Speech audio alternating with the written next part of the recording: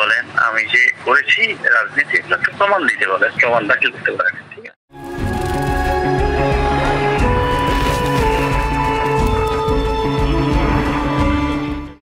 Bangladesh petroleum corporation BPC দেশের জ্বালানি খাতের অন্যতম গুরুত্বপূর্ণ এই রাষ্ট্রীয় প্রতিষ্ঠানের নাম আজকাল অনিয়ম, দুর্নীতি ও প্রভাবশালী চক্রের খবরেই বেশি আলোচিত। সেই আলোচনার কেন্দ্রবিন্দুতে রয়েছেন সংস্থাটির অর্থ বিভাগের মহাব্যবস্থাপক মোর্শেদ হোসাইন আজাদ। একাধিক গুরুতর অভিযোগ থাকা সত্ত্বেও তিনি বছরের পর বছর বহাল থেকে গেছেন গুরুত্বপূর্ণ পদে। ফলে স্বাভাবিকভাবেই প্রশ্ন উঠেছে, বিপিসির এই কর্মকর্তার খুঁটির জোর কোথায়?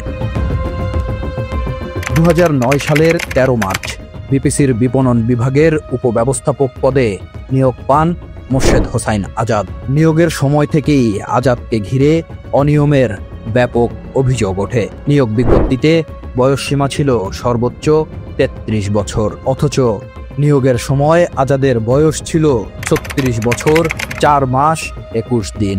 অর্থাৎ নিয়ম অনুযায়ী ওই পদে আবেদন করারই যোগ্য ছিলেন না মোর্শেদ হোসাইন আজাদ। তবু রহস্যজনকভাবে সব শর্ত পাশ কাটিয়ে চাকরি পান তিনি। শুধু বয়স নয়, অভিজ্ঞতার ক্ষেত্রেও অনিয়মের প্রমাণ পাওয়া যায়। তার অভিজ্ঞতার প্রমাণপত্র হিসেবে জমা দিয়েছিলেন গ্রোয়ার ট্রেডিং নামে একটি প্রতিষ্ঠানের সনদ। পরে যাচাই করে দেখা যায় সেটি ছিল সম্পূর্ণ ভুয়া। অর্থাৎ গ্রোয়ার ট্রেডিং নামে কোনো প্রতিষ্ঠানের বাস্তব অস্তিত্বই ছিল না কোনোদিন। বিষয়টি নিয়ে দৈনিক সমকাল, দৈনিক যুগান্তর, দৈনিক সংগ্রাম সহ একাধিক পত্রপত্রিকায় অনুসন্ধানী প্রতিবেদন প্রকাশ হলেও টনক নড়েনি কর্তৃপক্ষের। উল্টো পাহাড় সম অভিযোগের পরেও পদোন্নতি পেয়েছেন মোর্শেদ হোসাইন আজাদ। অনিয়ম এখানেই থেমে থাকেনি। অভিযোগ রয়েছে মোর্শেদ আজাদ পরবর্তীতে পদোন্নতির ক্ষেত্রেও রাজনৈতিক প্রভাব ও প্রশাসনিক কৌশল ব্যবহার করেছেন।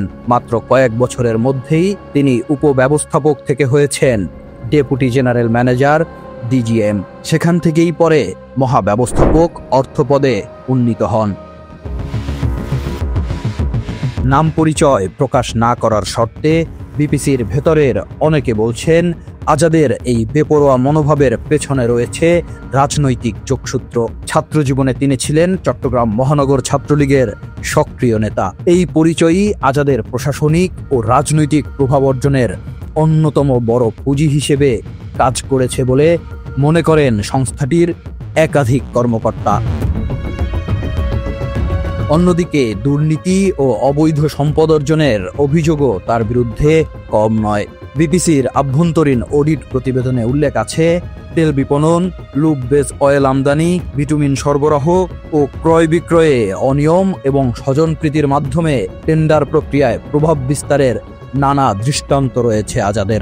অভিযোগ রয়েছে কিছু ব্যবসায়ীর কাছ থেকে ঘুষ ও কমিশনের বিনিময়ে সরকারি সম্পদ অপব্যবহারের ঘটনাও ঘটিয়েছেন তিনি। এছাড়া তার নামে ব্যাংক হিসাবে অস্বাভাবিক লেনদেন ও সম্পদের অস্বচ্ছতা নিয়েও প্রশ্ন তুলেছেন সংশ্লিষ্টরা।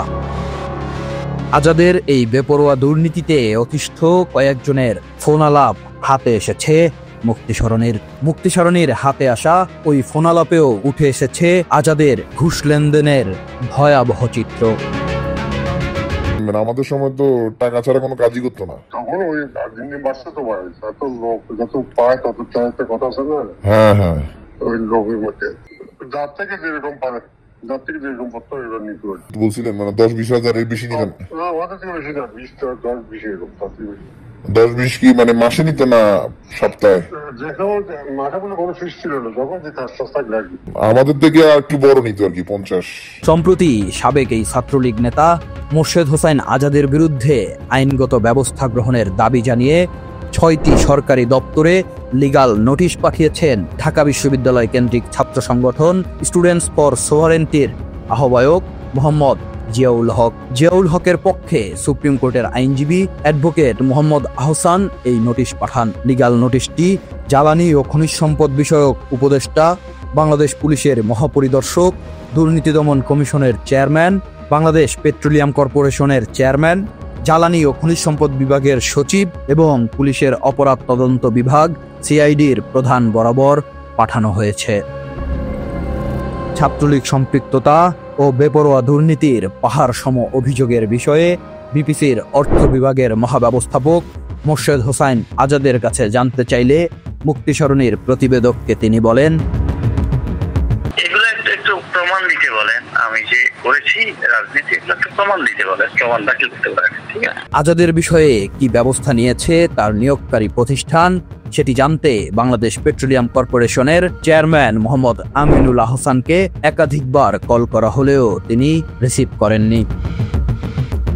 তবে জানা গেছে আজাদের বিরুদ্ধে এসব অভিযোগের কোনোটিতেই এখনো কার্যকর ব্যবস্থা নেয়নি বিপিসি বা সংশ্লিষ্ট কর্তৃপক্ষ। এমনকি অডিট প্রতিবেদন এবং দুদকে অভিযোগ জমা পড়লেও তদন্তের কোনো দৃশ্যমান অগ্রগতি নেই। বিপিসির ভেতরের অনেক কর্মকর্তা বলছেন, আজাদের উচ্চ পর্যায়ের রাজনৈতিক প্রভাবের কারণেই কেউ সাহস করে তদন্তে হাত দিতে পারেন না। এ অবস্থায় সরকারি জ্বালানি খাতের স্বচ্ছতা ও দায়বদ্ধতা নিয়ে নতুন করে উদ্বেগ তৈরি হয়েছে। প্রশ্ন উঠেছে, যদি একজন কর্মকর্তা বয়স ও অভিজ্ঞতা জালিয়াতি করে অভিযোগে জর্জরিত থেকেও বছরের পর বছর উচ্চ পদে বহাল থাকতে পারেন, তাহলে প্রাতিষ্ঠানিক দায়বদ্ধতা কোথায়? সুশাসনের পক্ষে কাজ করা সংগঠনগুলো বলছে, বিপিসির মতো গুরুত্বপূর্ণ প্রতিষ্ঠানে এই ধরনের অনিয়ম রাষ্ট্রকেই ক্ষতিগ্রস্ত করছে। তারা মনে করছে, দুর্নীতি দমন কমিশন ও জ্বালানি মন্ত্রণালয়ের উচিত দ্রুত একটি স্বাধীন তদন্ত কমিটি গঠন করে মোর্শেদ হোসাইন আজাদের নিয়োগ ও পদোন্নতির প্রক্রিয়া পর্যালোচনা করা। ঘটনাটি এখন রাষ্ট্রীয় প্রতিষ্ঠানে জবাবদিহিতার অভাবের প্রতীক হয়ে উঠেছে। প্রশ্ন উঠেছে, কেন মোর্শেদের বিরুদ্ধে ব্যবস্থা নিচ্ছে না নিয়োগকারী কর্তৃপক্ষ? তবে কি সবাইকে ম্যানেজ করেই চলছেন মোর্শেদ হোসাইন আজাদ? বিপিসির এই মহাব্যবস্থাপকের খুঁটির জোর আসলে কোথায়?